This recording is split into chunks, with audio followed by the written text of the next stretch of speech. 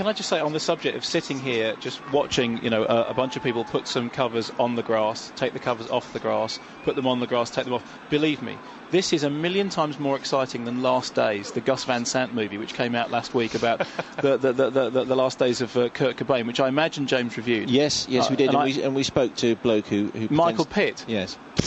It was a 4-minute interview. It was about 3 minutes too long. Yeah, exactly. Well, I don't know what James said about the movie. I hope he hated it. He did hate it. Okay, it is the worst film of the year by quite some distance. I mean, it's worse than Devil's Rejects. It's worse than Kurt and Courtney. The Nick Broomfield movie, which already, Let's not go back there. No, but already that's inspired one terrible film. And I'm sitting there watching Last Days thinking, this is actually worse than Kurt and Courtney, because I'm not even... But all that happens in it is that Michael Pitt, your man, I don't know what he spoke like in the interview, but he spends the movie wandering around being, Kurt Cobain in his last days, although he's not called Kurt for legal reasons, he's called Blake, presumably as in William, and he mumbles to himself and he goes, we can have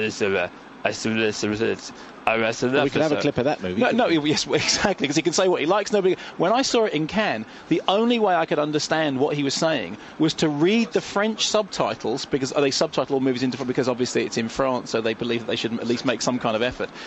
Reading the French subtitles, Le Chat, Le Singe, et Monsieur Chevaux and his deux chevaux, and translating them back into English. And then when you've actually done it, you realise that what he's saying is, I can't make macaroni cheese. And you wonder why you made the effort. I mean, it was mind-pulverisingly terrible. And I see that some highbrow critics, like The Guardian, gave it 5 stars. It is the worst film of the year. But, I mean, it's suicide glorifying navel gazing garbage, and Michael Pitt's performance, it's like somebody put a plastic bag over their head for 5 minutes to the point that they were sort of almost on the point of losing consciousness, and then wander in front of a camera. And there's one brilliant scene in which Michael Pitt wanders through this garden and the camera is following him, and then the camera gets distracted by a tree, and then it looks at the tree for about a minute, and you're sitting there going, I know the tree is more interesting than Michael Pitt, but it's a tree. Is it so it's unbalanced? Really bad. So unbalanced. And this is, I mean, compared to that, this is like watching rollerball. Right. So watching covers here is infinitely preferable. Slightly shorter, and there's a lot more sort of here. There's an exciting bit for you now, Mark. They're coming off again. Yeah, that's right. But there's tension, there's drama. Is it going to rain? No, it's going to get them on and on. What's the grass going to look like when it comes up? Oh, it's still green.